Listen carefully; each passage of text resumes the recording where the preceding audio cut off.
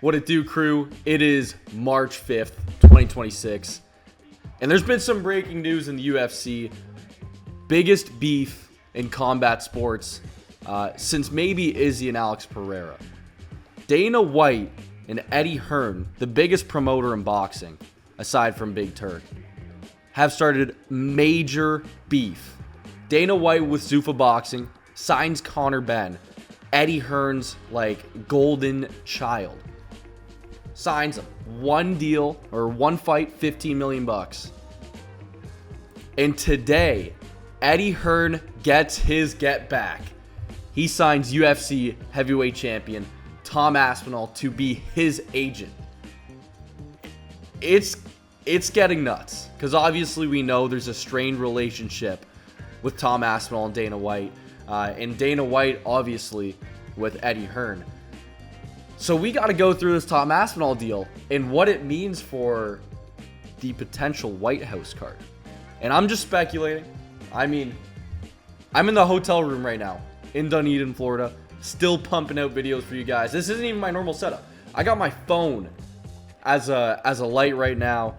I got Walmart earbuds, my mic, and I'm just recording off my laptop because that's how passionate I am.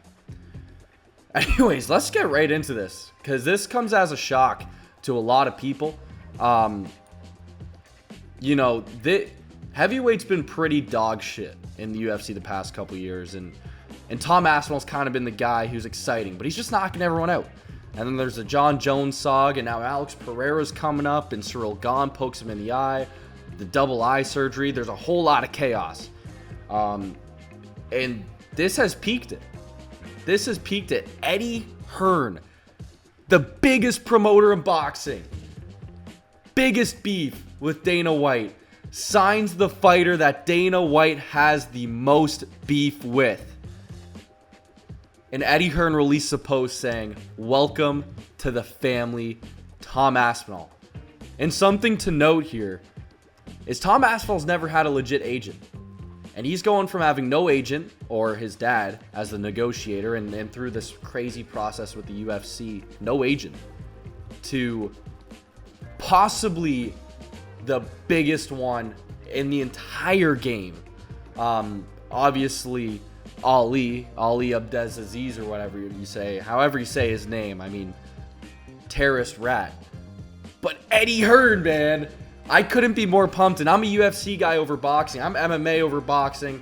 I'm Dana White over Eddie Hearn every day of the week.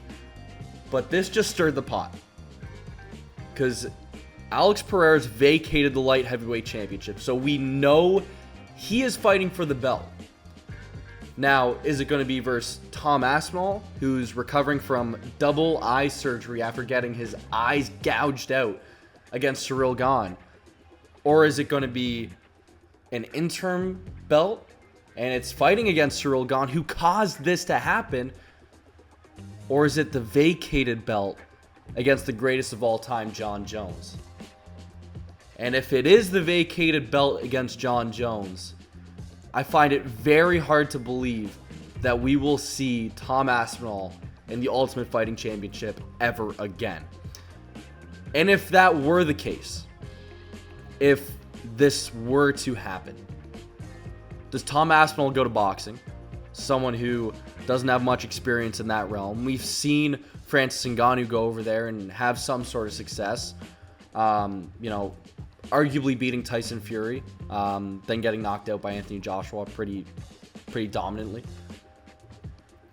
Or does Tom Aspinall save the Professional Fighting League, the PFL, goes and fights Francis Ngannou, the two guys that Dana White hates the most, the two fighters that have had the most beef with the big boss during my tenure of watching mixed martial arts. I know there was some Tito beef and the Demetrius Johnson beef, but the two biggest heavyweights of the past decade fighting in the competitor.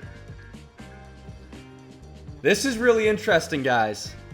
It seems like Conor Benn isn't even fighting in Zuffa, or It's not a Zuffa deal, but Dana White inked him. So that deal has kind of tailored off into like, what is going on here?